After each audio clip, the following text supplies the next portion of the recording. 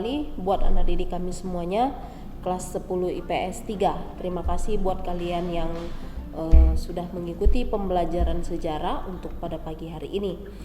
Nah, pada pagi hari ini kita akan kembali membahas tentang masih dalam topik penelitian sejarah, tapi ini adalah langkah yang paling akhir di dalam melakukan sebuah penelitian, yaitu historiografi.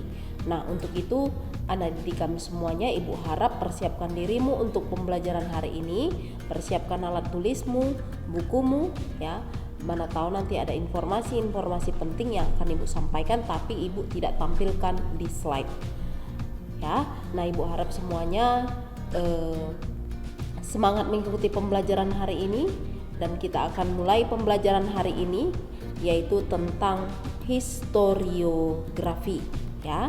Nah, seperti yang kita ketahui bahwa historiografi ini adalah langkah akhir dari penelitian sejarah, ya.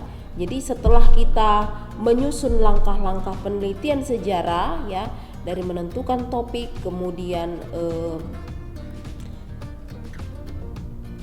menelaah sumber, ya, kemudian setelah kita telaah, kita interpretasi, ya, baru sekarang kita akan tuliskan atau historiografi, ya, atau penulisan sejarah. Nah, di sini dalam historiografi ini, ya, di sini yang akan kita bahas yang pertama, apa itu historiografi. Nah, seperti yang ibu katakan tadi bahwa historiografi itu adalah tahap akhir dalam kegiatan penelitian sejarah, ya. Kemudian pada tahap ini atau tahap historiografi ini, seorang sejarawan itu melakukan penulisan, ya, atau menuliskan sejarah, ya, dengan menyusun semuanya fakta yang telah dikumpulkan dan diuji kebenarannya, ya. Jadi setelah dikumpulkan semuanya fakta-fakta atau sumber-sumber, ya, maka disinilah seorang sejarawan itu menuliskan semua hasil yang didapatkan ketika melakukan penelitian, ya, yaitu historiografi. Nah, kemudian dalam historiografi ini, ya, seorang penulis dapat menyampaikan semua ide, ya, semua gagasan dari hasil penelitian, ya, di mana ketika melakukan penelitian itu tentunya seseorang itu harus memiliki atau memerlukan yang namanya kecakapan dan kemahiran, ya, kecakapan dan kemahiran dalam mengumpulkan sumber-sumber yang akan dituliskan dalam sebuah historiografi, ya. Nah, inilah yang akan kita bahas. Yang pertama tadi, historiografi itu adalah sebuah tahap akhir dari langkah penelitian. Kemudian di historiografi itu dikumpulkan semua ide, semua gagasan, ya, yang sudah diuji kebenarannya.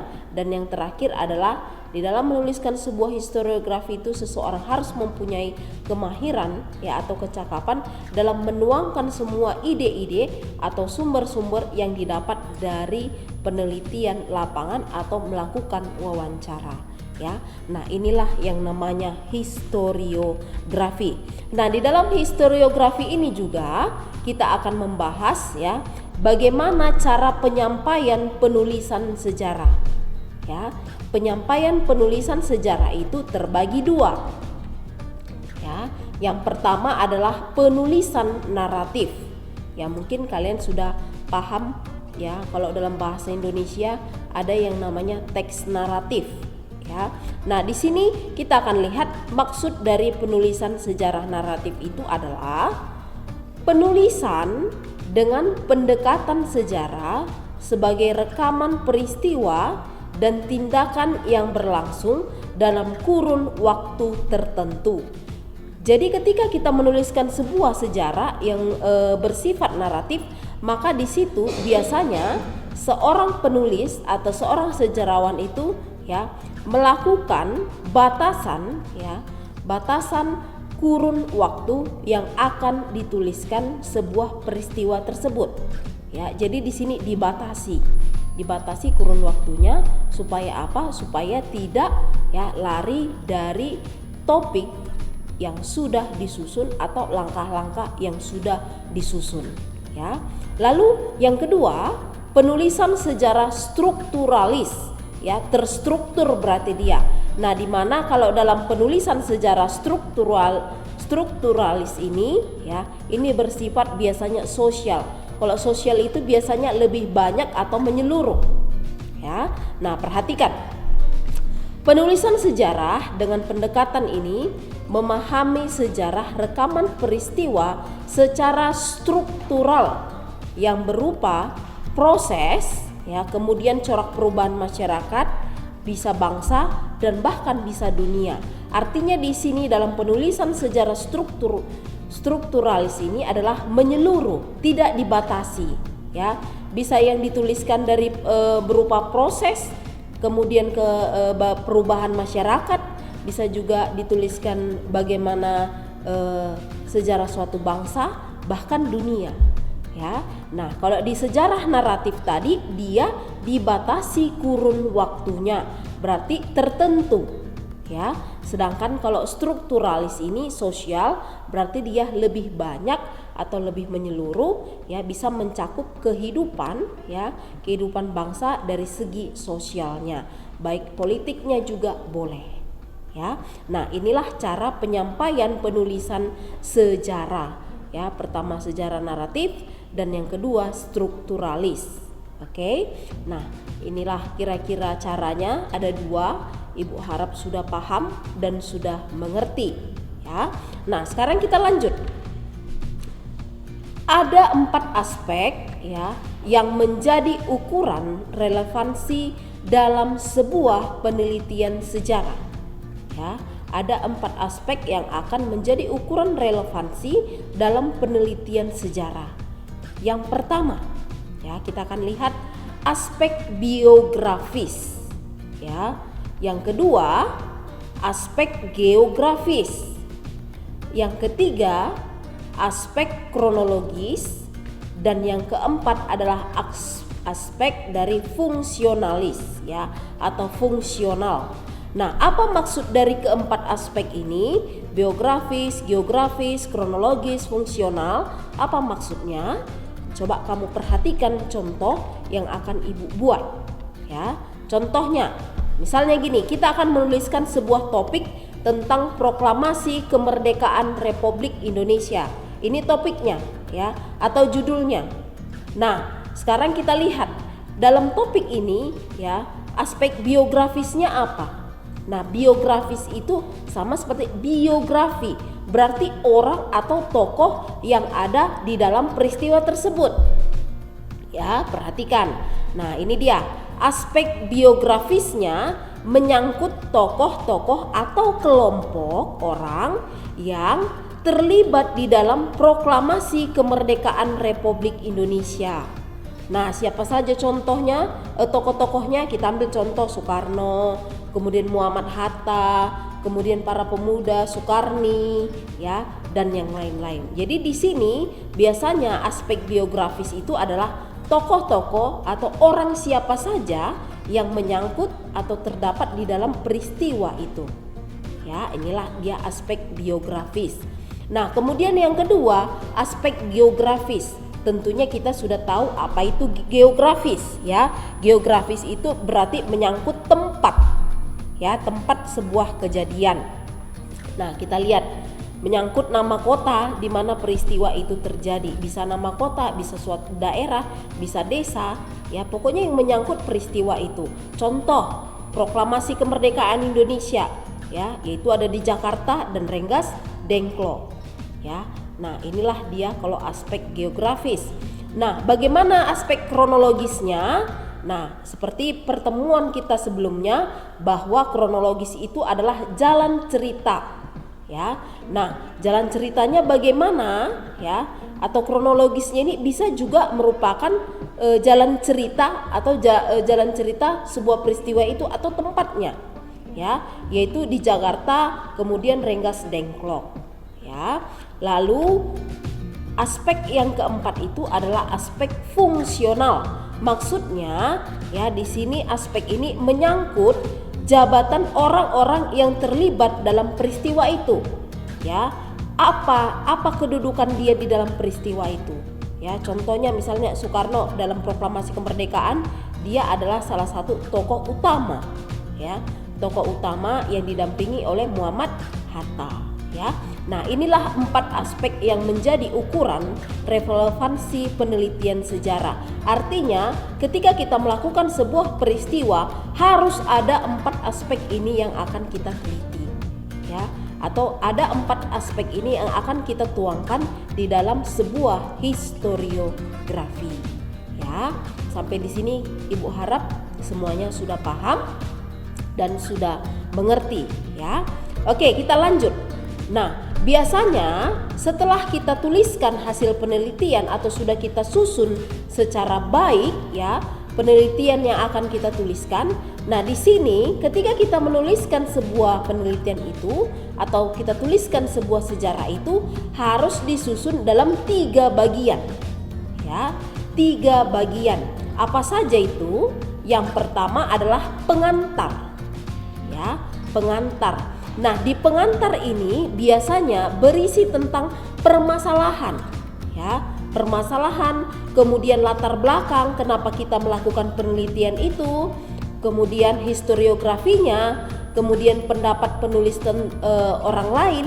Biasanya kita kalau misalnya menuliskan sebuah sejarah itu ada sumber, ya, sumber tertulis yang sudah pernah mungkin orang lakukan. Nah, itu bisa kita pakai. Ya, dan biasanya seorang sejarawan itu menuliskan atau menuangkan pendapat orang lain itu di dalam hasil karyanya. Contohnya misalnya menurut Muhammad Ali bahwa sejarah itu adalah. Nah, biasanya kita temukan di buku ada seperti itu, ya. Nah, jadi itulah maksudnya di bagian yang pertama pengantar ini berisi tentang permasalahan, latar belakang, historiografi dan pendapat penulis tentang tulisan orang lain. Kemudian pertanyaan-pertanyaan yang akan dijawab melalui penelitian, ya. Kemudian teori dan konsep yang digunakan serta sumber-sumber apa yang kita pakai, ya. Jadi inilah di bagian yang pertama, bagian pengantar. Maka kalau ketika kita melihat buku contoh seperti ini, buku ini selalu ada yang namanya pengantar di situ, ya. Boleh kamu perhatikan di situ ada pengantar biasanya di dalam teks bukumu, ya, seperti ini, ya. Ini adalah pengantar dari topik, misalnya subtopik yang pertama, ya, pengantarnya adalah di halaman yang pertama. Nah, seperti itulah kira-kira, ya. Nah, kemudian yang kedua kita akan lihat penelitian, ya, penelitian. Nah, ini bisa dikatakan sebagai hasil, ya, penelitian berupa tulisan, ya. Nah, di dalam penelitian ini, dalam bagian ini disajikan hasil penulisan, ya, pertanggungjawaban penulis yang diperlihatkan dengan menampilkan catatan dan lampiran karena setiap data yang ditulis harus disertai dengan data yang mendukung. Jadi biasanya kalau di buku, ya, tulisan seseorang itu biasanya di bawah itu dia selalu ada, misalnya dia gunakan sumber www atau http, boleh kamu lihat contoh seperti di bukumu, ya. Dan ketika melakukan menuliskan historiografi sejarah, kita juga harus gunakan seperti itu, ya. Mungkin nanti kalian di perkuliahan sudah lebih paham, ya, maksud dari yang ini, tapi ini sekedar, ya, modal kamu untuk kedepannya, ya. Jadi di penelitian itu berisi hasil penelitian, kemudian pertanggungjawaban penulis dan disertai dengan data-data yang mendukung, ya. Nah, inilah adalah bagian yang kedua. Nah, bagian yang ketiga, bagian yang terakhir, kesimpulan, ya. Nah, di kesimpulan ini biasanya, ya, dikemukakan generalisasi, berarti general itu berarti secara menyeluruh, ya, dari uraian yang disajikan pada bagian sebelumnya, ya. Dalam generalisasi ini akan tampak apakah penulis melanjutkan, menerima, memberi catatan atau menolak generalisasi yang sudah ada. ya. Jadi biasanya kan kalau kita kan menuliskan sebuah tulisan itu harus ada kesimpulan, ya, inti dari semuanya, ya. Nah, inilah hasil penelitian sejarah yang ditulis ke dalam 3 bagian. Yang pertama pengantar, kemudian yang kedua penelitian, hasil dari penelitian, ya. Kemudian yang ketiga adalah kesimpulan, ya. Nah, Ibu harap di sini sudah paham anak didik Ibu semuanya, ya. Supaya kedepannya tentunya kamu kan akan menjadi seorang mahasiswa bagi yang mau, ya, bagi yang mau. Nah, ini adalah modal, ya, modal dasar buat kamu ketika kamu mau nanti melakukan penelitian, ya. Karena syarat untuk kamu lulus dari sebuah universitas itu adalah melakukan sebuah penelitian, ya. Nah, Ibu harap kalian sudah paham di sini, ya, dan ini adalah sebagai modal awal buat kamu, ya. Nah, sekarang kita lanjut.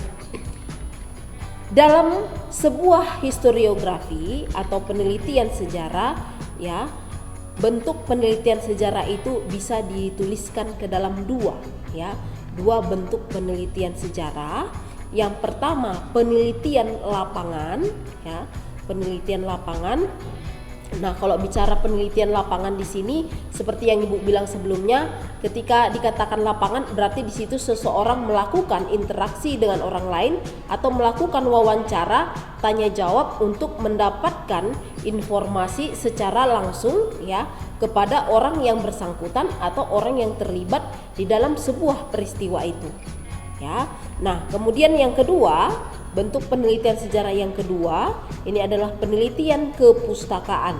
Nah, dari kata kepustakaan itu kita sudah tahu tentunya bahwa, ya, penelitian kepustakaan itu biasanya dilakukan dengan memperoleh data tertulis baik dari perpustakaan ataupun museum, ya. Jadi perpustakaan dan museum itu adalah pendukung, ya, pendukung yang boleh dibuat atau diambil seorang peneliti untuk melakukan penelitian kepustakaan, ya. Nah, inilah tentang historiografi atau penulisan sejarah. Ibu harap semuanya sudah paham.